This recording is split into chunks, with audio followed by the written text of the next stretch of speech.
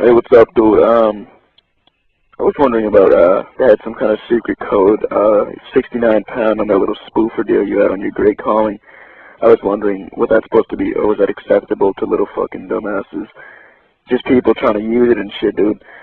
I don't know, dude. But I'm trying to give you a way to contact me. Check me out, dude. That's elitesilence@gmail.com. That's ELITESILENCE. No capitals or spaces. That's ELITESILENCE. elitesilence@gmail.com. I want to know what was up with that because I had a whole bunch of the numbers there. 866-681-3947. You can type in any pin, then hit 69 pound, and you get Allison Smith saying access code. And yeah, I was wondering about that. And there was another direct number. I'm not sure. It was just a DID, a direct inward dialing, or a direct inward dialing number. Whatever you call it, a DID is what I call it, a DID. I don't even know the correct terminology. It's not because I'm freaking out of my mind. That is 712-432-5954, which is just going to be for the access code. DPN, #, destination number, #. I was wondering what went down with that. They sent me an email.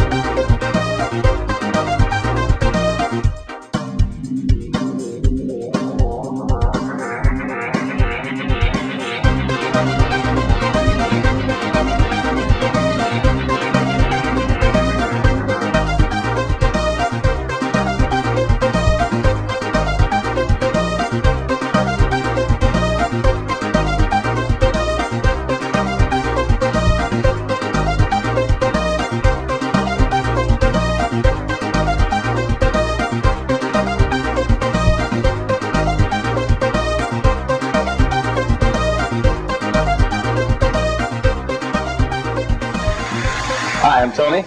And I'm John. And this is ASTERIkast. You might be asking yourself right now, what is ASTERIkast? ASTERIkast is a show we've put together to explain Asterisk, the open source PBX. What is a PBX? It's a private branch exchange or a telephone system that's usually located in a CLEC. John, you got anything else? Or a PBX is also located not only at a CLEC, but at any office building. You go to a Walmart, they're behind the PBX. And the PBX is normally connected to the normal phone line system, the PSTN.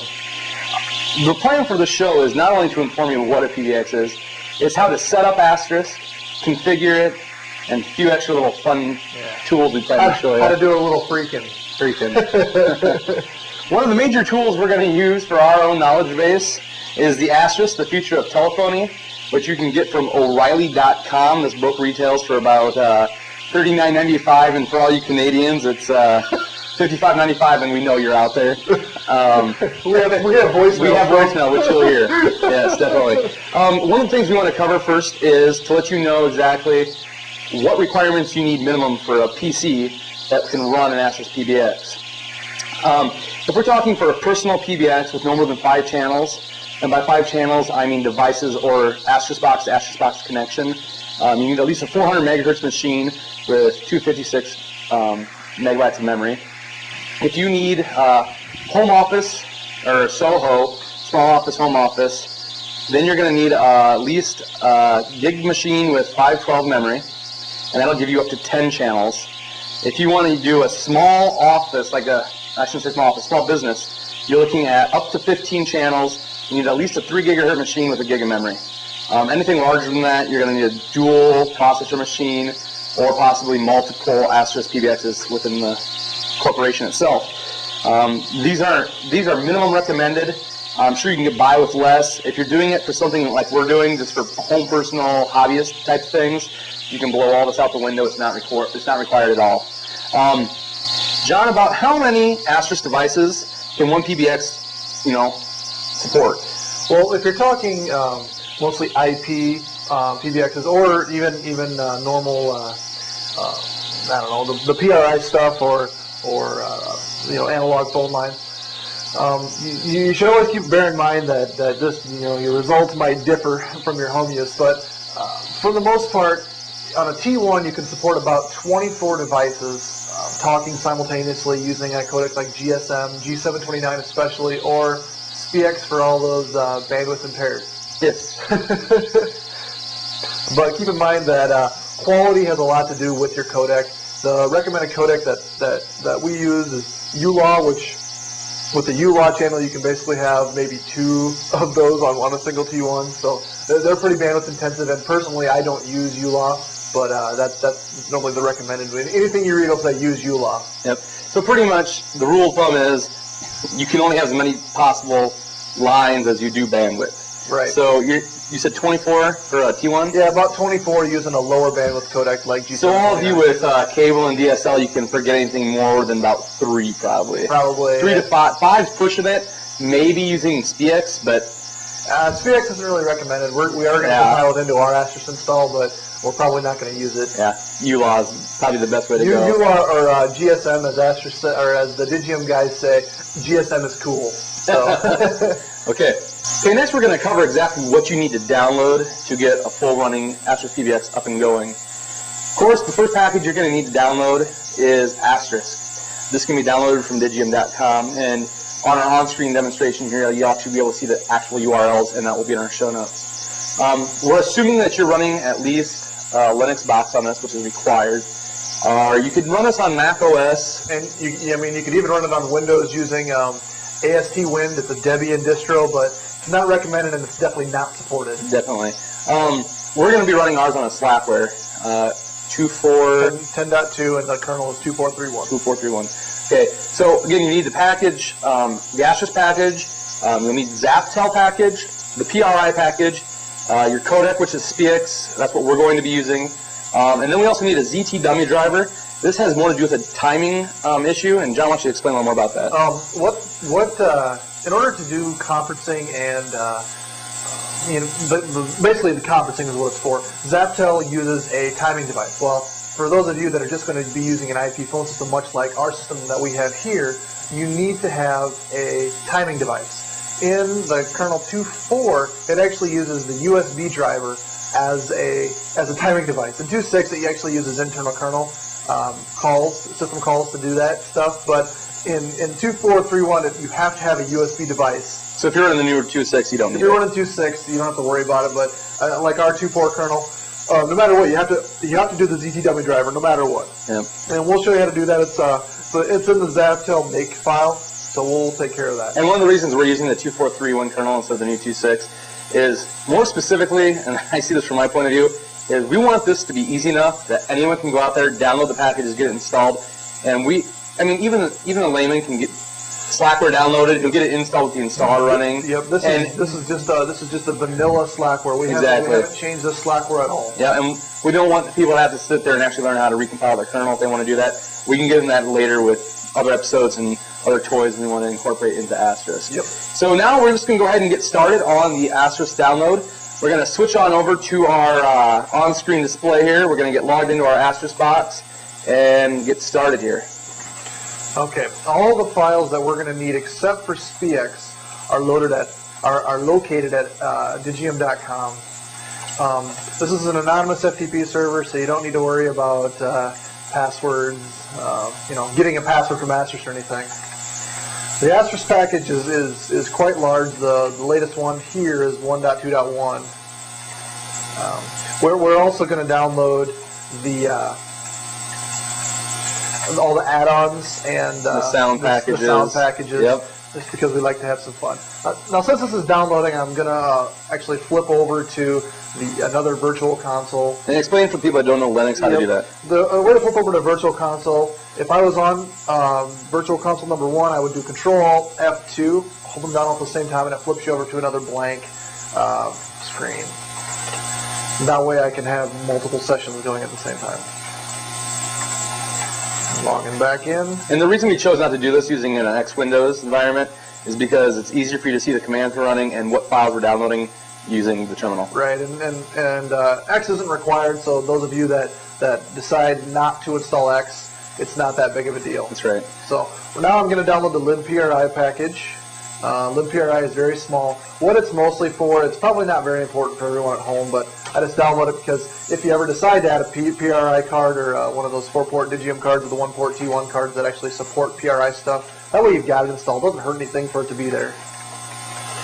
And last, I'm going to download, not lastly, but I'm going to download the Zaptel driver. We're also assuming that you have a slight knowledge of Linux by doing this. If you don't understand what git commands are, you can pretty much just follow our on-screen display to get what you need to get and continue on from there. Otherwise, if you don't know how to do any of this, there's this great resource available. It's www.google.com. Alright, and lastly, I'm going to get the sounds package. Oh, and then, of course, I still need to download SPX. SPX is kind of hard to get to, and I'm not going to attempt to type in the link, so I'm just going to go links, google.com. Links is a text-based web browser. I guarantee you it's probably easier just to do through the terminal than it is through links. Yeah. So I'm going to get the stable version of SPX. SPX is very small. You probably will not see it download. Yeah. And for all of you that think we're going a little faster, that's fine. Once we actually start the compiling Asterisk, we'll slow it down a little so you can see the commands and we can run you through that a little slower. All right. So the first thing that I compile is SPX because SPX is required by Asterisk. So I get the dependencies out of the way. So first thing I did, I guess I should probably go back, is tar minus z, which unzips the gz part of the tar file, x, which unzips the tar part, v, which makes it verbose, and f, followed by the file name. F stands for file name. Just like that.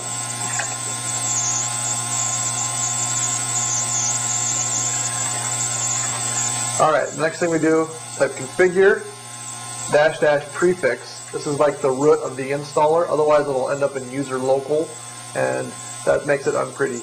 So this will just take a split second here to make sure all the dependencies are there for compiling. So all configure does is it checks to make sure you have the base dependencies for what you're trying to build. We type make, which actually compiles the C or C++ or assembler, or whatever code this is built out of. I'm not a C programmer, so or C++ or any one of those low-level language programmers. So you'll see me do some Perl when we get to some AGI stuff, but other than that, just count me out. Lastly, we do a make install. So now SPX is installed. The last command we run whenever we compile something that we know is going to be a library is ldconfig. Ldconfig makes sure your library paths are up to date with all the libraries that are installed. And if you've done something and it doesn't work, that's probably why. That's probably why. If it's saying a library doesn't exist but you know you've installed the software, it's because that you forgot to run ldconfig. Now you can pretty much restart and get the ldconfig to yeah, do the same if you thing. Restart your box, which you should never have to do in unless it's a Windows box. Unless it's a Windows box. All right. Next thing I do is libpri. Zaptel depends on libpri, or it uses libpri if it's installed. So the only thing I had to type there was make because libpri does not have a configure. And then lastly, make install. And as you can see, this one runs ldconfig for you. So, but we'll just run it just for safety's sake. All right. Next package I compile is the Zaptel package. It is very important that that when you build your Linux box, you include kernel sources. If you do not include kernel sources, Zaptel will not build because Zaptel is dependent on the kernel being there. Also, you'll see, unless you're running a 64-bit box, actually I skipped a step. I forgot to add the ZTDummy driver in. So the way I'm going to do that is type pico makefile. Pico is one of the most simplest editors you'll use. You can use Nano, Emacs, just... Nano and Pico are similar. You can use VI, but Pico is simple for the masses. It's like Notepad in Windows for all you non-Linux users. Right. And what I did was from the top here, I press Control, then hit W. It asks me what I'm looking for. I type in ZTDummy, and you'll see here that ZTDummy is commented out. So that's inclined by the pound. The pound sign in front of it. Yeah. For you, if you don't know what that means. Whenever something's commented out, it's usually done by a £. And I'm also going to make clean because I started to build. And show's on during the show. Phone's on during the show. So I'm gonna do my make here, and it's gonna rebuild it with the ZT dummy. Sorry, Majestic, we're recording. I can't answer my phone. Shut mine off. Can't be a hypocrite.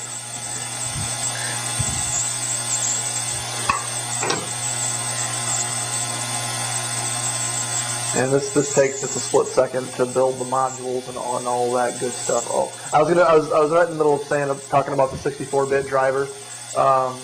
If you're running a 64-bit machine, you won't see the set 64-bit bar line on the screen. It's just because it's trying to include a function that's not there in the kernel. It's not a big deal. Don't worry about it. It'll live. I have to say, out of all the packages that I've compiled, Asterisk seems to be one of the cleanest installs I've ever done. I've hardly ever had it fail. So after that, we type make install, and Zaptel will be installed. It's running dep mode and all that stuff for the modules to make sure the module dependencies are up to date. All right, so Zaptel's installed. Next, we do the big kahuna. We actually get Asterisk on the box. So same deal here. Now, it's pretty important that that's the last one you do, isn't it? Yeah, I mean, you need to make sure that Asterisk is one of the last ones you do, simply because all of your dependencies need to be there. Otherwise, stuff's going to be broken. Yeah. Okay. So we also want, Tony likes the GUI, or likes to see GUIs, I guess. You know, I've gotten more attuned to the terminal more and more. But yes, the GUI's nice. And more specifically, once again, we're trying to help people out there that have never used this and probably will not. The first command they'll ever run after logging in is start X. So we might want to put that in there just for viewing purposes. So basically, I had to CD into the PBX directory, and I do the magic Pico makefile again. And there's a line in here that says PBX underscore, let's see, right here, what it says, what is search for GTK? Actually, I've started from the top of search from GTK. So add GTK console. It's the first one. Just uncomment it, and it'll build the GTK with it, and I'll show you how to make that work in modules. It's not really recommended because if you're not an X, Asterisk obviously won't start. So, but for everyone who's debugging and likes lots of X terms open or something like that, then it's probably okay for them. Yep. So. While this is compiling, I guess we could talk about what the plan is for what we're going to do after our Asterisk install is done. Well, I think we have quite a few things planned. For those of you who don't know, we are the ones that did the great calling, cheapcollegecalling.com as well. So those of you that are pissed that it was down for a while, sorry. And let you know we're working on getting it back going again. So just bear with us while we're down for a little while. To let you know, you can purchase a calling card, but most of you guys are freeloaders, so that probably won't happen. So we'll be bringing the free service back soon. So pretty much what we plan on doing is almost giving you a step through of what it is we did at Great Calling, showing you how to do the whole call-in, set up your own spoof. We're going to also show you how to do basic, just going and editing your extension.conf file, making it look like you're calling from whoever the hell you want to be calling from. Right. Like Tony likes to run around calling from the CIA. Yes. John doesn't answer his phone, though, when you call from the CIA. If you call from the CIA or it's a private number, I don't answer. That's right. Okay. So that's one plan we're doing. Yeah. I'm thinking we're going to get on here and we'll show some of the scripts. For those of you who know Lucky 225 from Default Radio and such things as BinRev, we're gonna. He's got a pretty cool script. Do you remember who wrote that script for us? I don't remember who. Well, I don't know if it was Decoder. It might have been. It might have been Decoder, but we're gonna get whoever wrote it. We'll get you out there and let you know who it was. But there's a pretty cool call-in script they're using for a radio show. We're gonna use that a couple times. We'll do some calling back and forth. I'm personally excited. I want to use X-Lite. Get some X-Lite on here. Show you what that's like. So if you can't afford yourself a phone, you got a PC. I should say experienced PC, because you can't run an X-Lite on the same box that's running Asterisk. X-Lite is pretty much just a SIP phone that's actually a program that incorporates your microphone and speakers or headphones and turns any old PC, be it Linux, Windows, or Mac, into a SIP phone for you. So those are some of the things in the future.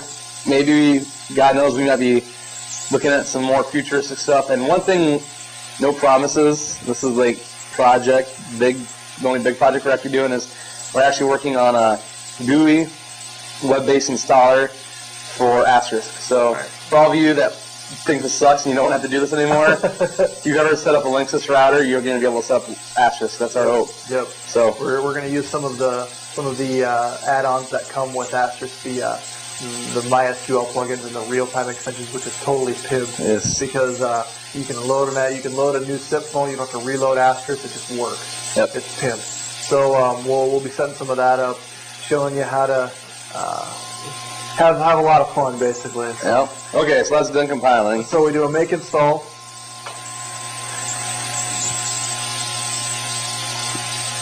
And we are installed.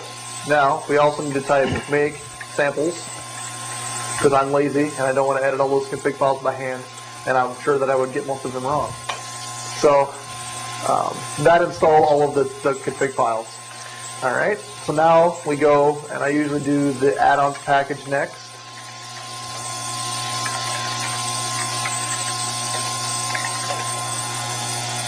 And this is adding MySQL support. MySQL changed their licensing a little bit, so they couldn't include MySQL in the actual Asterisk package. It has to be in the Asterisk add-on package. And lastly, Asterisk Sounds, which is a simple make install. There's no configure or make that has to be done. These are all, you don't have to compile on GSM. And I don't know how many people personally know programmers or personally programmers, but from knowing John, you'll come to find that programmers seem to have a pretty good sense of humor, and you'll find that in the Asterisk Sounds. Oh yeah. The weasels have eaten our phone system. For those of you that tried to call certain numbers and on Great Calling and got the weasels have eaten our phone system, that was me. It was certain numbers that we were getting complaints from. Yeah, like my cell phone. Like Kelly's cell phone.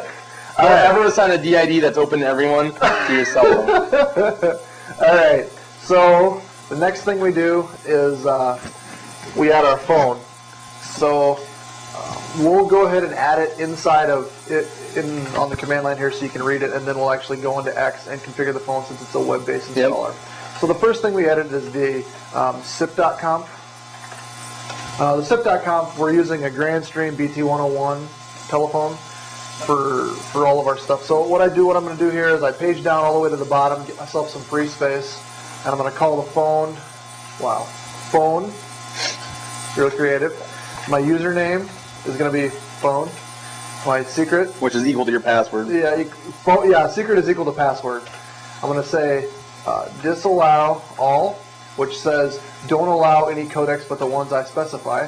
So I follow allow with ulaw. Okay. Then I say host equals dynamic. This allows the phone to have any IP that you want it to, rather than specifying a single IP for it. Another option to the Grandstream that we have here is actually Grandstream makes a box called the 486. Yeah, that's the Grandstream 486. Yeah, that's what I have at home personally. It's pretty much just a little box that has web base on it again, but you can plug any standard telephone into it, and it converts it into a SIP phone. Since our phone is a client to our server, this is kind of a weird term, but it's called a friend. So our phone is a friend to our server, so it's allowed to talk to our server. So you can be a friend, a user, or a peer. A peer we won't talk about because I don't hardly ever use peer. But a user is like the Asterisk server actually being a server to, or the user is the Asterisk server being a, like, it's actually connecting to another phone, so it's being like a peer. We'll talk more about peering when we get into IIX peering and things like that. So our phone is basically configured here. So now our phone is allowed to sync up to our server. But we're not done yet. We're going to have to also edit the extensions.conf.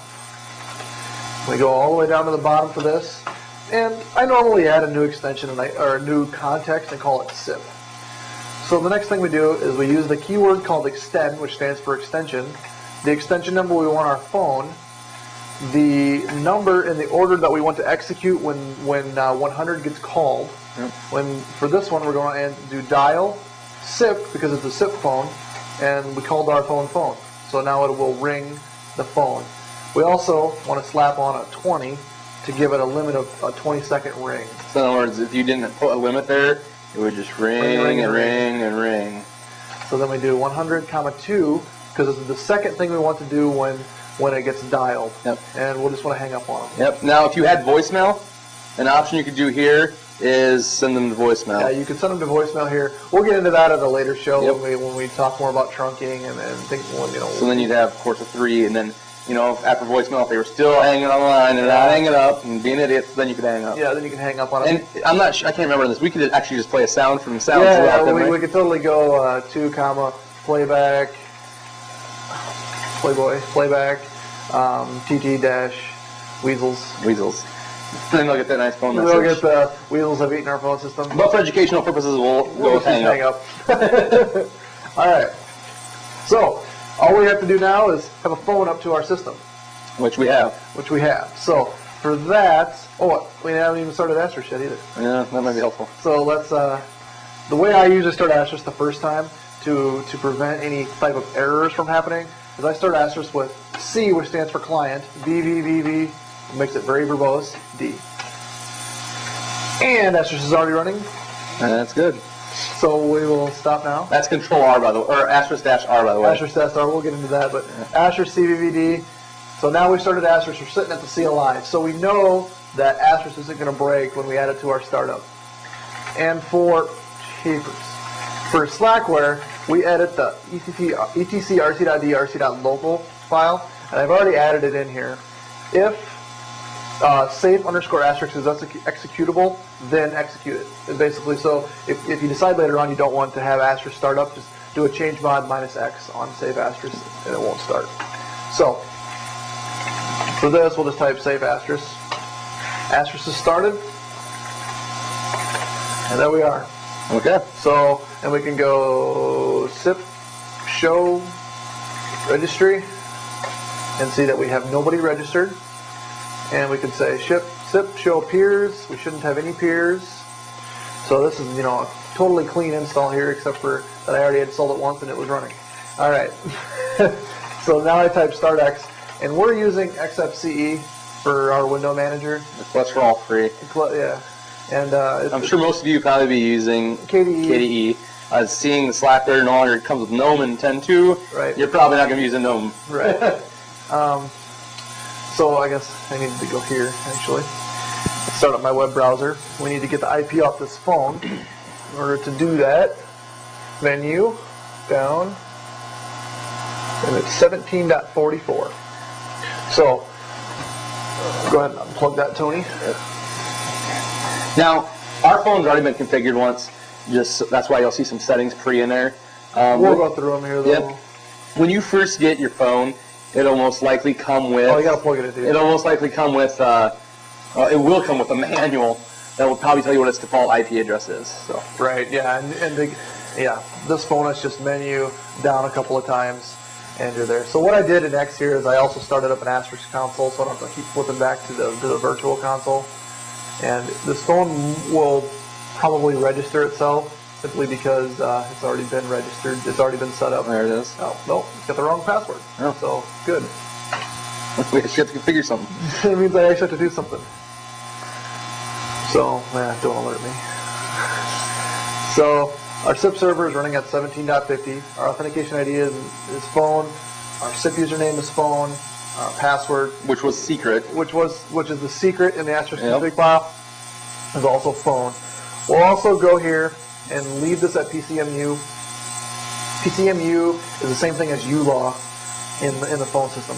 The only other important things that I like to make sure are set in here is my NTP server. In this case, Harbor Purdue EDU. That's totally fine. And we're in Iowa, so we're on the Central Time. So we go ahead and hit update, and never remember my password. And we go ahead, go back to basic settings, and hit reboot. Now, if everything works, this will take right off. Tony will be able to, oh, you know what we forgot to do? We forgot to add the context inside of Asterisk that this phone is allowed to be involved with. Oh, okay. What a context is anything you see between these brackets. So you got bracket, something, bracket. That's a context, okay? We need to allow our phone to have access to context. So what we need to do is we first need to edit our extensions comp and scroll down to the context called default. There you go. All right, we'll see that right now it includes demo, which we'll leave so that way Tony can show you how that works. But we'll also include the context that we made at the bottom here called SIP. So we've got a default that includes SIP, okay? Now we also edit our SIP.com and scroll down to here, and we tell it that its context is default. Default comes default with Asterisk, so you shouldn't have to add that yourself. If you remove, you can remove it if you want to. But I want to make a very valid and important point here. Every time you make a change to these things, you have to do a reload in the Asterisk console. Right. So if you don't, it's just not going to work. Yeah, yeah. And so now I should be able to type the command dial space. Well, actually, first We better reboot the phone. You shouldn't have to reboot the phone. No? Nope. Okay. SIP show registry. Why don't you reboot the phone?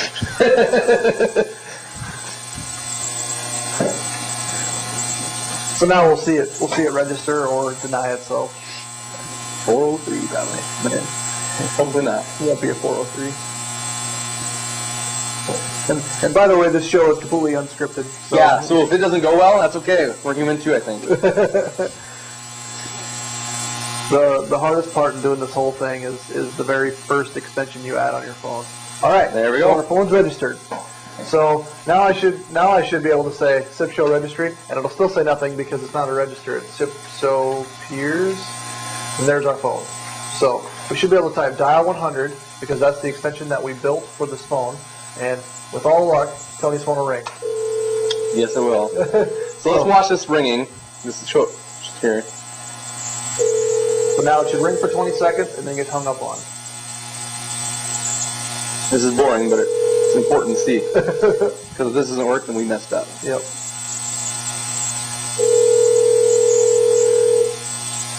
And there it is. After 20 seconds, It phone hung up. Now Tony should also be able to pick up the phone. Turn it up. There you go. And dial 600. This is going to be Echo from Allison Smith. You are about to enter an echo test. In this mode, everything you say will be repeated back to you just as soon as it is received. The purpose of this test is to give you an audible sense of the latency between you and the machine that is running the echo test application. You may end the test by hanging up or pressing the pound key. Okay, this is an Echo test. We're not going to hear much latency because the thing's connected right in pretty much. Yep. We're going to go ahead and press the pound key to end this Echo test and hear a little more feedback. Conversation from Allison. The echo test has been completed.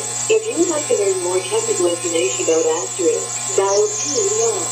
If you'd like to test out the voice over IP capabilities of Asterisk, you can dial 500 to attempt an inter-Asterisk exchange. So we're going to try an intra-Asterisk exchange. With Digium. Inter-Asterisk exchange connection to a demonstration server located in Digium. The In order for this to work, you must already be connected to the internet. which we are. Please wait a moment. This is a good way to test to see if you actually set your phone up correctly. So, And this didn't work the last time we tried it. So I'm not sure if Digium has problems or took their demo box down. But you know, this box is on. thank you. So, Okay. I mean, I know our box is working, and I don't know why. You know, maybe my firewall here is blocking it or something. So Possible. but I mean, that in a nutshell is how we set up the Asterisk open source PBX. Add one phone line, and you can't do a whole lot with it. But if you follow the steps, you should be able to add a second phone if you wanted to at your friend's house, parents' house, whatever. Yep. And they can talk to you via voice over IP for nothing. Yeah. So, I want to make sure and explain that just because you now have an Asterisk PBX in your house does not mean you can pick up and call any number in the United States. With Asterisk box, the way we have it configured, you can only do Asterisk to Asterisk, or I should just say Asterisk to IP phone, VoIP. We'll get into how to get long-distance services. We're actually considering offering long-distance services, unlimited minutes. through Great Calling. Through Great Calling for about, I think we're looking at about $20 a month. $20 a month. Right now. I don't have the setup. That will include an inbound DID. So you'll be able to go to the website, sign up for an inbound DID, and if it's available. yeah, if there's one available, which they might be eating up pretty fast. Yep. If they do get eaten up fast, we'll work on getting more. But since we're a CLEC, you can't get numbers as easily as if it's a home phone. You can't prove that it's actually in use. Yep. But we'll get an inbound DID that just comes free. And then if you want to sign up for outbound long distance, then you just pay your $20 and you're on your way. And in the future, I think what we'll do once we get this box set up, we'll get some other listeners out there, get their boxes set up. We'll do some calls back and forth. Yep. We'll take some questions via phone. Have this thing wide open. You guys give us a call whenever you want. Yeah, stump me because it wouldn't be hard to do. Yeah, either one of us. We'll just turn around and grab the O'Reilly book. Good old O'Reilly. Yeah. If you're looking for some more kick-ass voicemails that Tony gets at his house. Oh, man. By the way, that 8005 number, that 432-8005. Does not work from Canada. We know. Thank you. Yeah, but that brings right to Tony's house, so feel free to call him. Yeah. That might get you weasels of eating our phone system here pretty soon. So I think we've covered pretty much all we want to cover today. We definitely have a lot more plans, so stick around. As soon as we get this thing edited and done, I mean, we're not going to edit much. What you see is pretty much what you're going to get. Yeah. It's going to be thrown up on the site. If we don't have a version of video on it, if you want AVI, if you want MPEG, let us know. You may not get it, and you probably won't actually. But we're going to make this accessible for people on Macs, right. Linux, and Windows. We feel that one of the things that's missing from Asterisk is a good how-to. Yep. Simple how-to on how to add one phone line to Asterisk. So, I mean, you can read all day long, but if you don't have a clue about what you're doing, yeah. And I'm a learn by watch person, not a learn by read. So I'm guessing there's lots of people like that out there. In the future, I mean, right now we could get into showing you how to edit your extension.conf to do change file ID, but that's for future time. So I think this is how we're going to end the show tonight. We will be having voicemails periodically, our funniest voicemails left on the show. So I guess, as some people would say, be fearing calling the 8005 number because you may get posted. I fear. And Lucky, you better be feared. We got some voicemails. Well, we got some Lucky voicemails, that's it. So, and I guess on a side note, I'd like to thank my wife. I spent about $1,000 worth of equipment to get this project done. I bought beer and pizza. He bought beer and pizza. And I also, if anybody at the People magazine gets this, consider this my audition for The Sexiest Man Alive. Oh, okay. Yeah, I'm sure they're listening right now. Let's see, there's one other good point I wanted to make about this. We were originally planning on making this a podcast. I think it's going to become more of a video cast because really audio is going to suck on this. We'll put the podcast out. Yep.